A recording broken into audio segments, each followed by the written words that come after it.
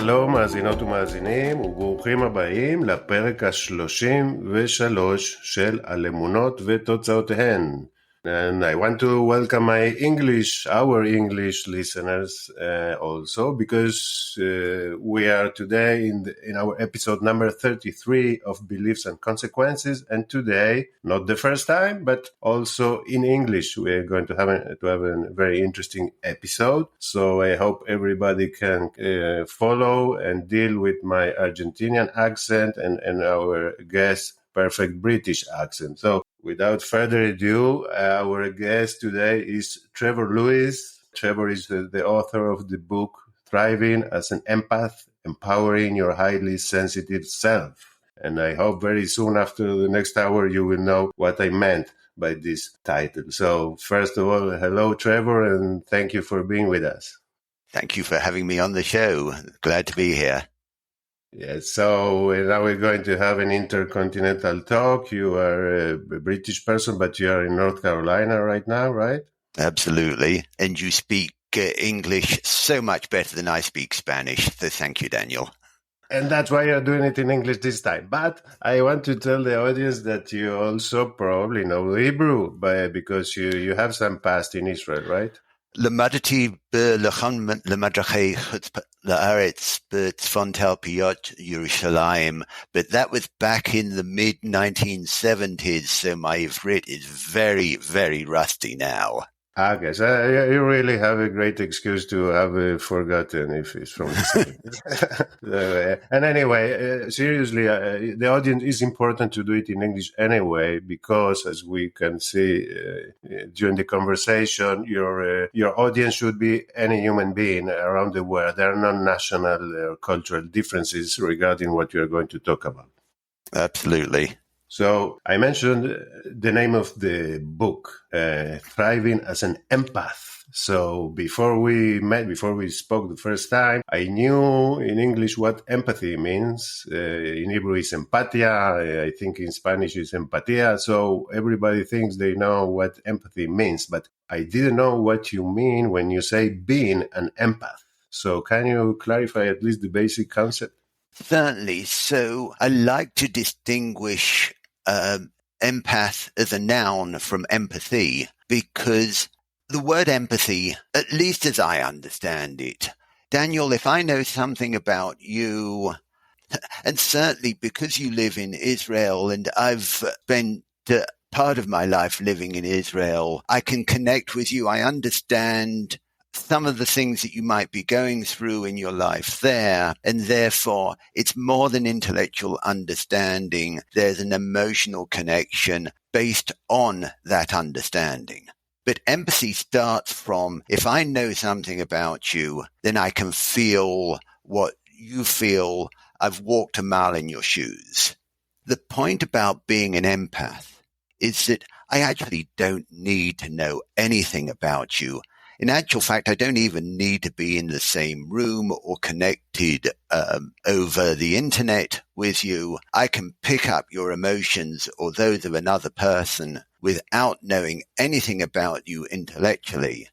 Your emotions can go through my body as if they were my own emotions. And what happens for many empaths, and many people don't know the word empath. They just know that they were born highly sensitive, and they've been called highly sensitive all of their lives. But they need to understand that basically if I've got somebody else's emotions going through my body and they're experiencing sadness or anger or you name the emotion, and if I think that emotion is my own, I then think, oh, I need to fix me because I'm having this emotion. And I can't fix myself for somebody else's emotion. There's a completely different strategy. So far, I understand that being an empath is not about information, it's not about knowledge about the other person. I just, as you said, I pick up some emotions or feelings and I start feeling them. Or I may think that this is what I'm feeling, that's probably my matter, I mean, my business. I don't even realize that I'm picking up emotions from an external source. Is that correct? That would absolutely be true. there are lots of questions out on the internet in terms of how do I know that I'm an empath? And actually, let me say there that when I wrote my book back in 2016, there were maybe a handful of books out on Amazon that had the word empath in the title. Now, 6 years later, there are hundreds of books out on Amazon with the word empath in the title. There's much more awareness. The growth of the awareness of what it means to be an empath is certainly growing exponentially. But when I went out and looking at the questionnaires on the internet about being an empath and saw a list of 32 questions that I should answer in terms of knowing if I'm an empath, I'm way more efficient than that. And I cut it down to 5 questions. Have you been described as highly sensitive, even oversensitive all of your life, whatever oversensitive means? But have you been described as being oversensitive all of your life? Do you avoid crowds? Do you know when people are lying to you? Especially if you listen to your heart and your gut rather than listening to your head, because your intellect may well say, oh, of course I can trust this person. I know them. I know their background, blah, blah, blah, blah, blah, blah. And in the meantime, my heart and my gut are saying, no, no, no. 2 other aspects. One is, do you have mood swings over just a few moments, often for reasons that you just don't understand? And those moments can be when you're picking up energy from other people. But of course, my last question, which is the real crux of the matter, is, do you know that you're picking up energy from other people? Because if you know that you're picking up energy from other people, you're an empath. That's interesting. So you made us easier for us to deal with 5 questions. We have to think about all of them. I mean, they're not easy, but they're not 30. So it's much better. But what I wanted to ask you, after reading some of your work and listening to your videos, when we ask, am I an empath? If I understood correctly what I read, the answer should not be like a Boolean variable, like yes or not, or like being pregnant. We're talking about like in many aspects of our existence. We are in a spectrum in anything. I mean, I can be more like this or less than this, right? It's not. We shouldn't understand. We shouldn't answer your question like yes or no, right? We are somewhere. And you bring up a really good point there, because on the one hand, I like the word empath versus empathy, because it does talk about picking up and processing other people's emotions. The disadvantage about the noun empath is it really does imply that some people are and some people aren't. Whereas the fact of the matter is, it's a totally grey scale from one end where people don't have very much ability to process other people's emotions at one end of the scale, and other people. I've worked with people who literally could not leave their homes because of the extent to which they picked up energy from other people. Certainly many empaths find that they have difficulty going out into crowds, going out to their local supermarket, because they just don't like being around other people, because they pick up other people's negative energy. The fact is that I think, and it's only my perspective, but I think that we're actually all born empaths.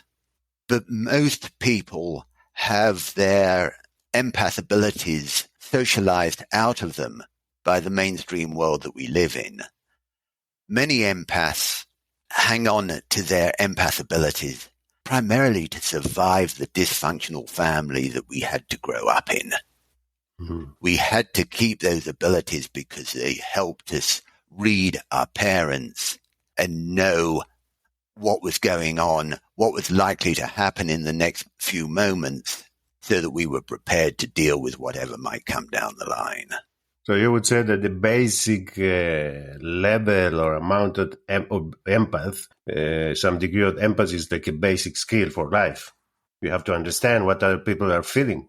Oh, absolutely. And I mean, to some extent, wouldn't the world be very different if everybody felt the emotions of the people around them.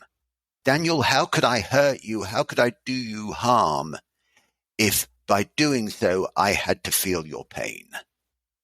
I wouldn't. Yeah, it would be like looking at the mirror and hitting yourself and see what Exactly, happens. yes. So we said like a spectrum is, now I understand, for example, you said like one extreme in the spectrum, we'd say one side, the plus would be a person who just going to the grocery store will pick up emotions of others. And the other extreme, I mean, theoretically, I'm not talking about any specifically, but would be a person that feels almost nothing about other people around. And there are certainly terms for someone who doesn't feel anybody's emotions. It's totally about themselves. And I mean, I'm not a clinical psychiatrist, but certainly words like sociopath come to mind. Yeah, I didn't want to say that word, but you just said it nicely, spectrum, more or less. What is in the extreme? I mean, extremes are theoretical, but may exist in a minority of people, I guess. Yep, certainly. And actually, if you go out to the internet and start researching what it means to be an empath, you keep seeing the pairing of empaths and narcissists. Now, I prefer ideally not to label people, but the label empath is useful to distinguish between being an empath and the term empathy. Talking about narcissists, I prefer to talk about people with narcissistic behavior. But what we're talking about is people that can really suck the energy out of other people. Empaths feel the pain of the narcissist, and the narcissist is more than happy. The colloquial term would be energy vampire. And so there is a bonding between empaths and narcissists. Part of it is, I know many people think that narcissists are they're also strong empaths, but their empath abilities have been twisted so that it's all about themselves, all about protecting themselves. They've got very similar abilities in terms of connecting with people. They just use them in a more dysfunctional way. But the fact is that every empath that I've worked with, and I've worked with hundreds, every empath, I believe, is naturally a gifted healer. We have the ability to heal people. And when I use the word healer in a very generic sense, every empath knows that people, complete strangers, will start a conversation with them and tell them all of their troubles. The stranger who's just dumped all of their troubles on the empath walks away feeling much better, and the empath has to carry all of the trauma that has just been dumped on them. But we are natural healers. There are a couple of things that I didn't want to interrupt you, but were very interesting to enlarge or open them, if you will. One was when you said that the problem would be for an empath picking up and processing other people's emotion. I mean, picking up would be like, okay, it could be like a doctor suddenly seeing a diagnosis in his mind immediately, like you say, gifted healer. So, okay, I see exactly what's the problem. But it's not only that. It's not an intellectual piece of information. It's like I am processing somebody else's whatever, suffering or pain. So this is the thing, not only that just I know something about you, is I'm processing, and this processing could be a problematic experience. So one example that comes to mind, I had a client who was new to the idea of being an empath, new to the idea that they could be processing somebody else's emotions. And the first question that we need to ask ourselves as an empath is this emotion that I'm processing mine? Because sometimes the answer to that question is going to come back no, and in the process of asking that question, the emotion will melt away. It will just process through. And the particular client I'm thinking about was sitting at a restaurant, a diner, having lunch, and suddenly got hit by a wave of stress, anxiety. And because they'd been working with me that week. They stopped to think, well, hang on, is this mine? They looked out of the window and they realized that this coach load of people had just pulled up outside the restaurant and was starting to unload into the diner. And she realized in that moment that she was picking up the anxiety of the cook staff in the kitchens because of all of the work that was about to come their way. And in that moment of realizing, one, it wasn't theirs, two, who it did belong to, it just allowed the emotions to flow through. Because emotions are emotion, energy in motion. They're meant to flow through us the way they flow through a healthy child. Temper tantrum one moment, all smiles the next. We as adults hang on to our stuff, and that can cause problems. Yeah, it's interesting what you say, that emotions flow. It means like this is the nature. It's like having water without glass, or it's spread naturally without doing nothing. It's the nature of emotion. I mean, everybody knows how it feels to be close to a person who emits more love and empathy and laugh, as opposed to a person who just entered the room and everybody feels a little like attacked or tense, just the presence. So the question that you rose as the main question is for everybody to ask, is this mine? I mean, the moment I suddenly feel a different emotion or wake up in the morning not knowing what exactly is going on, why I feel bad. I mean, the day just began. Nobody attacked me yet. Nothing terrible happened. And suddenly I feel different. I don't know why. What could I be picking from the environment? So let me give you another analogy in the form of one of my clients who was in the healthcare profession, and first thing on a Monday morning, she hadn't even driven to work yet. And basically, she was picking up energy from her first client. She worked at our local veterans hospital. And so she was working with people that had gone through severe trauma. And she didn't even get to work. Just the idea in her client's head of he was thinking about coming to the hospital to work with her, and he was connecting with her and sending energy to her. So in that respect, let me talk about aspects affecting us as empaths. Yeah. Because some people are strong receivers. They're strong receivers of other people's energy. We call them empaths. But equally, there are some people who are strong transmitters of energy. I've yet to come across a name for those people. Suffice to say, some people send out their emotions more strongly than others. Yeah, I don't want to interrupt you, but I read one of the things you wrote, an analogy that I like for exactly the same point that you're explaining, like the radio analogy. So you can have as a receiver, you can receive more than others if you have a good device, and the radio transmission could be stronger, the signal could be stronger than others. So there are a couple, in our times, we have plenty of analogies about things going around us in the air. I mean, every TV channel, every smartphone content, everything is flowing around. We just don't know it. But there are things that we know, but we don't know that we perceive them. So we think are ours, right? The old Newtonian physics of basically my body stops here at my skin, your body starts there at your skin, and we're billiard balls bumping around the planet no longer works. At the quantum physics level, if you read about quantum entanglement, they're starting to understand how we're interconnected from the level of quantum entanglement. Yeah, I mean, the modern physics explain us more and more as time goes by all the illusion of atomization of everything, or separation. Nothing is really separated, as you say, between my skin and the air. There's only electrical interaction, but it's never a wall that says, okay, here Daniel ends and air begins and then you begin. We are all connected. We are not aware, but the important point from your point of view is that it happens with emotions too, not only the heat or the electricity that goes out of my body can reach yours. Emotions too, and we don't know that.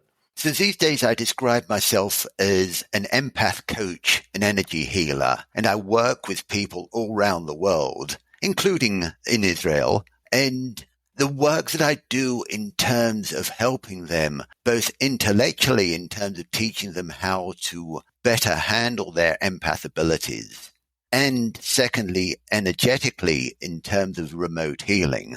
It is remote energy healing in a way of using my abilities to connect with them and provide help for them on a way that Newtonian physics doesn't understand. Yeah, that's interesting. By the way, I want to tell my listeners that in this conversation, we are not asking now what is right, what is wrong in any abstract way. We are just focusing on what is useful and what works. So you have enough experience. We are about the same age. We're both old enough to know what works and what doesn't. So I'm telling my listeners, don't try to figure it out what spiritually is behind or not. It's interesting, but in this conversation we are focused on things that really work. So there is a reason if they work. Maybe we understand the reason, maybe we don't, but first let's accept the fact that from your experience you can tell that there is some remote influences, etc. These things really exist. And in actual fact, Daniel, you just paraphrased my favorite quote from George Box, who was a British statistician who actually spent the second half of his life in America. But he was talking about statistical models when he said, all models are wrong, some are useful. Yeah. And as a philosophy of life, I love that in terms of, I don't need to be right. I'm probably wrong, but is anything that I'm saying useful? And so I've got very little attachment these days to being right. I do have an attachment to being useful for my clients.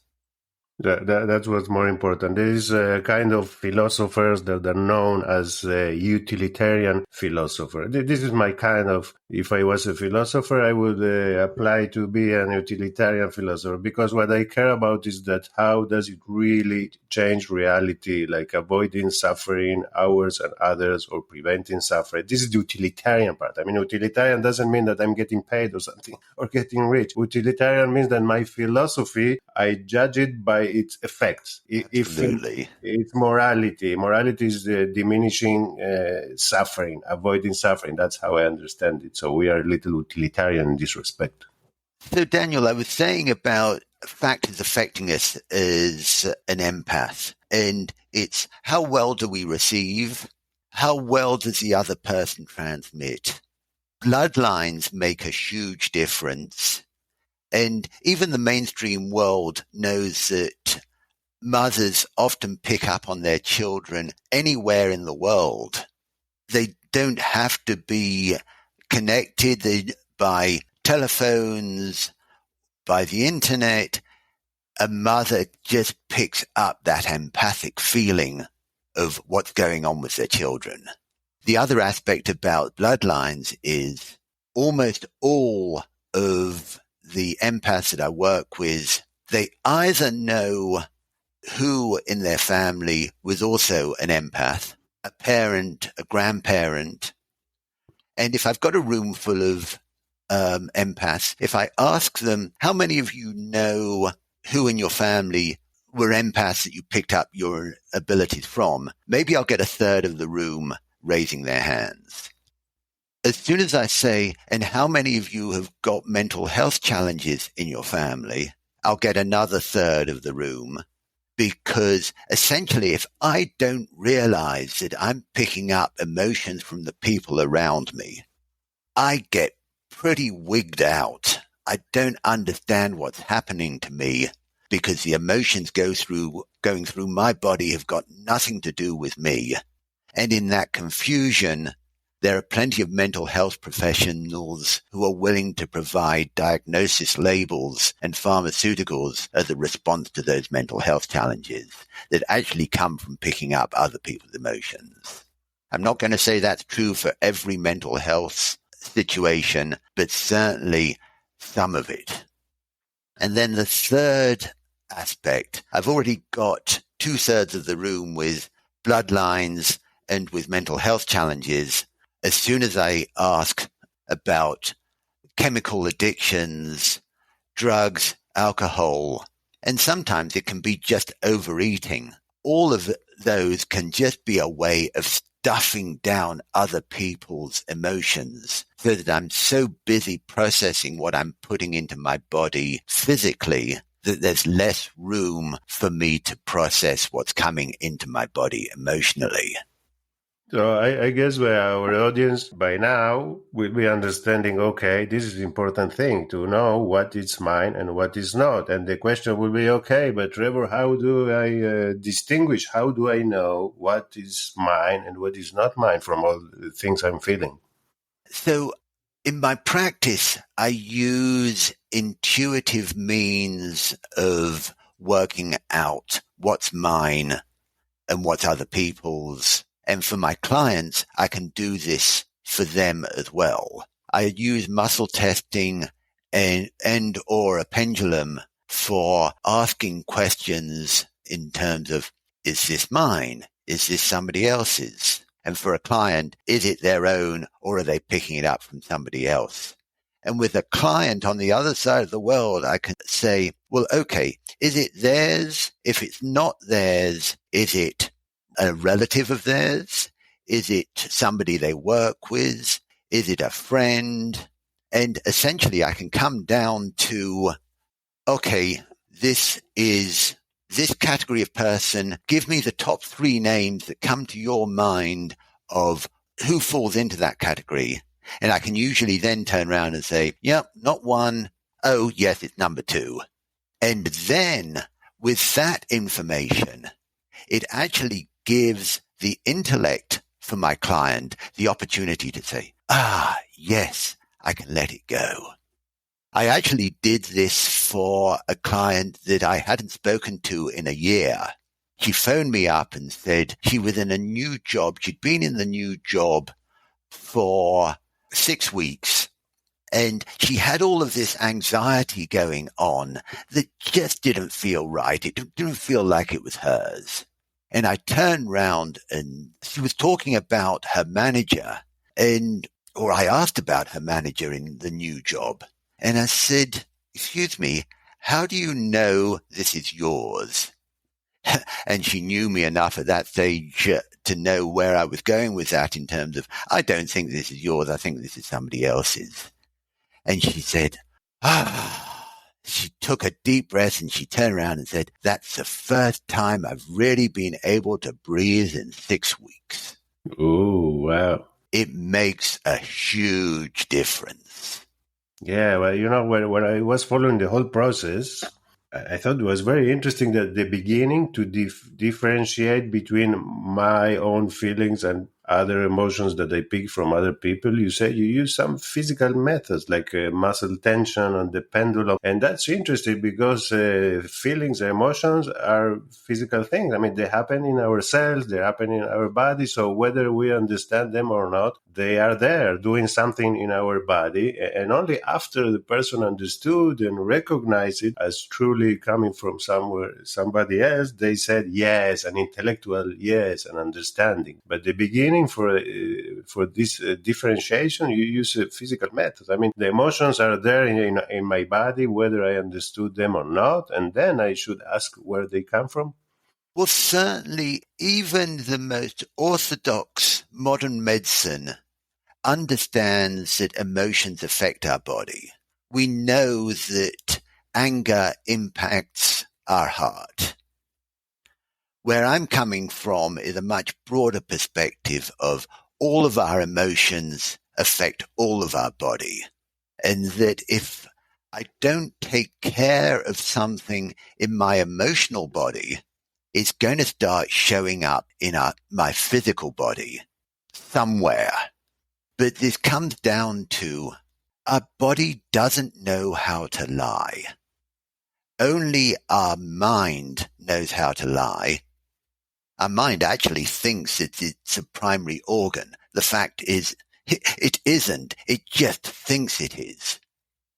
We put a lot of emphasis on our intellect in the West, but there is so much more to intelligence in terms of trusting our emotions, trusting our intuition, trusting our imagination, that it's not just about intellect. The intellect can lie. We can lie to ourselves. Our body doesn't lie. And therefore, with a strong intellect and with a strong ability to let go of our intellect, we can use basically muscle testing is a way of testing our body, or for instance, chiropractors use it a lot in terms of testing their patients' bodies. In as much as a muscle will hold strong on a positive, a yes answer, and go weak on a no, a negative answer. And similarly, holding a pendulum will move different ways according to what the answer is. But it's a skill that I've developed over the years. As background, Daniel, let me explain that I come from a background of 38 years of computer systems analysis. I've got a really strong left brain. I also come from a background of 45 years now of meditating twice a day, every day. I've got a really strong right brain. And so I get to choose which is the most appropriate one to work with in any particular situation. And for most of my energetic work, my healing work, of course, I'm relying much more on my intuitive brain in terms of my right brain in order to pick up stuff that our intellect just doesn't understand. Yeah, maybe then after you pick up what you identified, then the intellect may help in phrasing, explaining, and presenting. But the first original identification of what was it, what emotion, where it comes from the other part, and then you explain it with words. You have, like you are talking to me now. And funnily enough, so I've been doing this work solidly for the last 10 years now, and I've got friends, and of course all of my clients, but many friends have phoned me up and complaining about what's going on in their life. Trevor, Mm-hmm. And I will turn round. The first thing I'm going to say is this yours? And I've done that with them so often that I've now got a body of friends that when I forget to ask, is this mine? I can get caught up in the emotions in my body, and I can phone up a friend and say, oh, you're never going to guess what's been happening today. They'll turn around to me and say, Trevor, is this yours? And I get to do that same process of, thank you. So now, practically, when you work with people, they come to you probably with seemingly different questions, but you use your way to help them identify whether they are processing and picking up other people's emotions. I read that it's very relevant when we are thinking in different levels, at work, in the family, in society at large. I mean, we pick emotions and suffering in a very routine way, like going to work, entering the office, and immediately I may feel some things in my body. Nobody yet said nothing, nothing happened. I already pick emotions from a place of work. Well, one of the aspects, if I'm around somebody who is in touch with their emotions, owning their emotions and processing their own emotions, even if those emotions are what we usually label as negative, it's still a joy to be around them because it is energizing and invigorating to be around them. The challenge comes being around somebody who's not doing their work, is not processing their emotions, and is not doing their work. Every empath is very familiar with going up to somebody, knowing that there is something wrong with them, that there is something troubling with them, and saying, oh, what's wrong? And the other person looking at them saying, what do you mean, what's wrong? Nothing's wrong. And eventually, as empaths, we learn to keep our mouths shut because not everybody realizes how much we know and is not open to being read like that. That's interesting. So one of the main points. It's not the question of whether or what is going through the other person around me, is whether they are living in some kind of denial. So they are broadcasting a lot of problematic things, but they don't even know. So there is not even a possibility of processing of communication. And the more that another person is in denial, the more there is an invitation to an empath to process those emotions for them. But we are natural healers. We feel better about ourselves when we're in healer mode. And because we can't be in healer mode without people around us that need healing, it's very easy for us to go out and find people that need healing. Ideally, in a professional environment, usually, especially when I'm working with people in an older age group, by the time I turn around and say, we feel good about ourselves when we're in healer mode so that we need to be around people that need healing, that is no excuse to be in a romantic relationship with somebody on the basis of they need healing. That creates the empath narcissist bonding. But by the time I say that to people of our older generation, I'm usually at least 10, 20, sometimes 30 years too late on that one. They've already been through their first divorce. Yeah, well, the problem with talking with people our age or more is that whatever good idea we have may be almost impossible to implement now. They will tell you, okay, where were you 40 years ago or something like that. and except the rest of our life starts today. Yeah, exactly. If we see it like that, the past is whatever memory we may have, but it's not reality happening now. Absolutely. You say something about you said the healer mode. That's interesting because usually a person won't naturally think that if I'm suffering or I'm processing something, what would help me would be me being a healer or a healer mode. Me, I'm the victim. I'm the one suffering. What do you want from me now? How can I be healing? What do you mean by that? I liken being an empath, picking up other people's emotions and not being a healer is like having a front doorbell and not having a front door. Oh, how do I make all of these chimes stop? Well, with a front doorbell, you open the front door. As an empath, processing other people's emotions, it's by being in healer mode.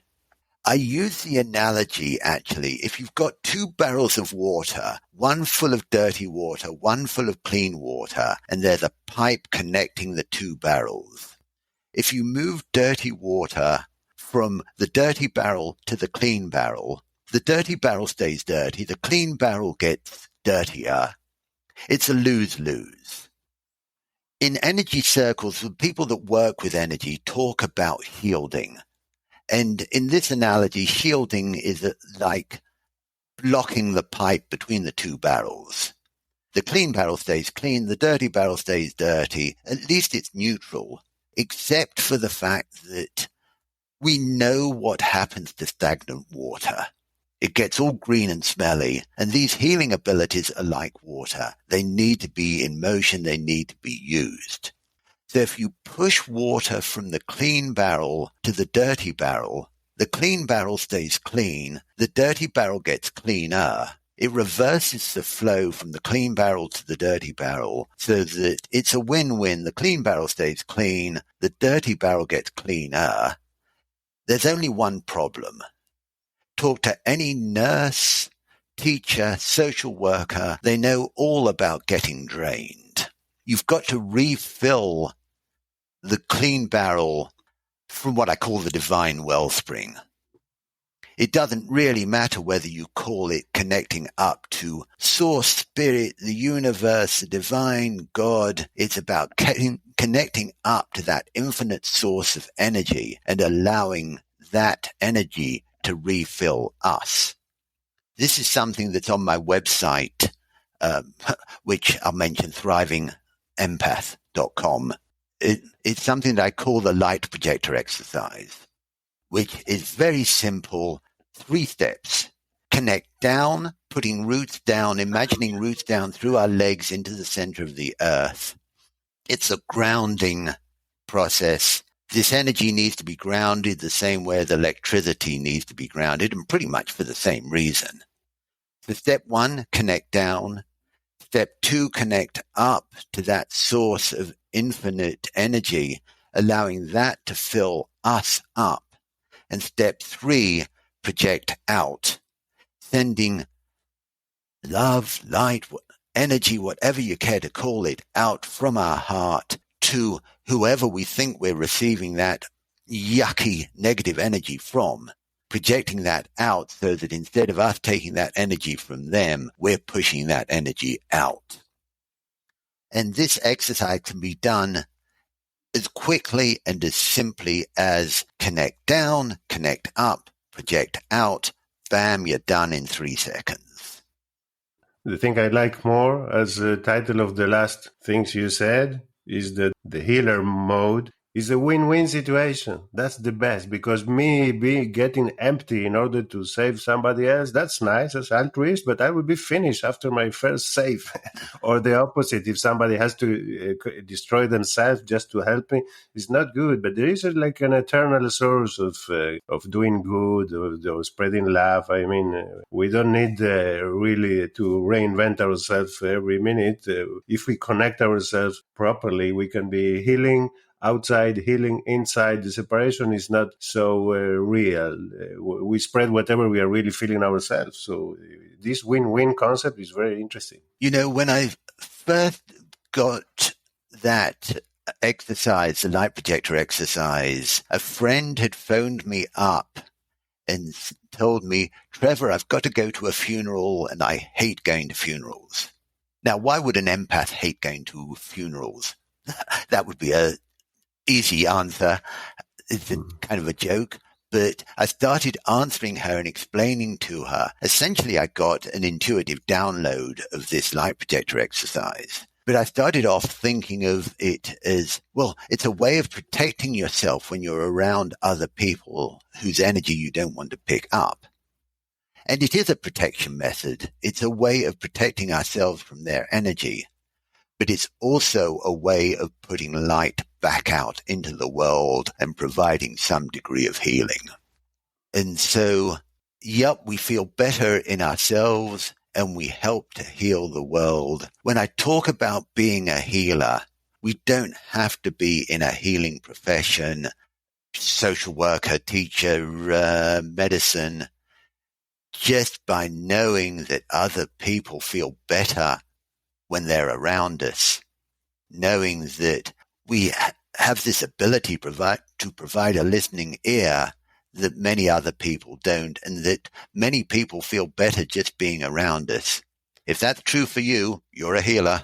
So most of us, like we say in a spectrum, some of us are mega star healers, some of us are healers, but we all have some potentially positive contribution to ourselves, to whoever happened to be around us. It's we say win-win situation. Let's heal each other, heal ourselves, and whoever is around us. So now, since we are talking almost close to an hour, I guess everybody already understand more or less what you are doing and how and why it's so important, and they will love to know how to follow this, how to learn more, how to contact you. You mentioned your site, thrivingempath.com. So what would you say for our listeners in Israel? Because we said these things are universal. If you understand the language as a tool, that's it. The cultures, I come from Argentina. I lived there almost 20 years. And then the last 40 years or so, I've lived in Israel. Whatever the differences are in football, in food, in how we speak, that's funny. But inside, we're all exactly the same. You're a British person and we're living in North Carolina. So everything is so universal that I guess our listeners were wondering now, okay, how can I learn more from you, from your works? How can I contact you for some sessions or whatever you suggest they would do? Well, there's a lot of information out on my website, thrivingempath.com, and certainly you can learn more from that website. You can learn more from my book, Thriving as an Empath, Empowering Your Highly Sensitive Self. And I would love to talk to anybody who's interested in talking to me. one of my major missions on the planet, my reason for being alive and here, is to help other empaths go through a shorter, easier learning curve than I had to go through for myself. I want you, the listener, if you're having a hard time from being oversensitive and processing other people's emotions, I'm here to help you. Please reach out. And certainly don't worry about the money. Reach out first. And the first conversation is absolutely free. And I am the definition of affordable. I know you can afford me. How do I know that? Let's have the first conversation and I'll explain more one-on-one. Yes, I think you neutralize all potential excuses if somebody was looking for excuses not to contact. Daniel, there's a huge difference between somebody saying, Trevor, I don't want to work with you. I haven't got the money. And Trevor, I would love to work with you. I haven't got the money. Yes. Somebody who doesn't want to work with me because they haven't got the money, I can't work with. Somebody who would love to work with me but hasn't got the money, I will always work with. Well, and that shows exactly where at least your priorities are. You want to do the right thing, and then we'll figure it out how it can happen. So, and I know from other sources that you do a great work, even with people who didn't think about themselves, about empath or not empath, just a person who can help others. Distinguishing between their own feelings, other feelings, how to ask the right questions, and sometimes just by asking the right questions, some kind of magic result happen, because when we have an illusion in mind, the only thing we need to do is realizing that it was an illusion, like a movie, and then poof, immediately something bad disappears. It also happens, I know it happens in conversations with you, so I'm trying to tell my listeners that don't try to figure it out first if you are an empath, how much of an empath, and then if you really found some value in this conversation, which I think most people would have, just contact Trevor, and only good things can happen as a result, I think. Daniel, thank you for your time today.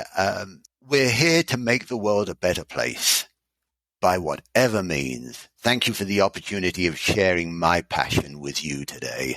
Thank you very much, Trevor, for being with us. And I will say it again. The name of the book we mentioned is Thriving as an Empath, Empowering Your Highly Sensitive Self by Trevor Lewis. And also the site, you can visit thrivingempath.com. Thank you very much, Trevor. I have the feeling that this is not our last conversation in the podcast. Toda rabah le'itrat.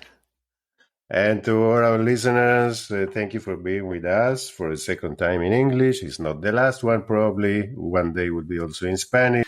And תודה למאזיננו בעברית בפרק הזה של הלמונות ותוצאותיהן. ולמאזינות ולמאזינים שלנו, אם עוד לא עשיתם את זה, לא לשכוח להירשם כמנויים בספוטיפיי, באמזון, בגוגל או באתר שלנו. And to our English listeners, if you want to try our few English episodes so far and try your Hebrew, you can subscribe everywhere at our site, beliefsandconsequences.com, on Spotify, Amazon, Google, or any other platform. Let's see you and hear you in our next episode.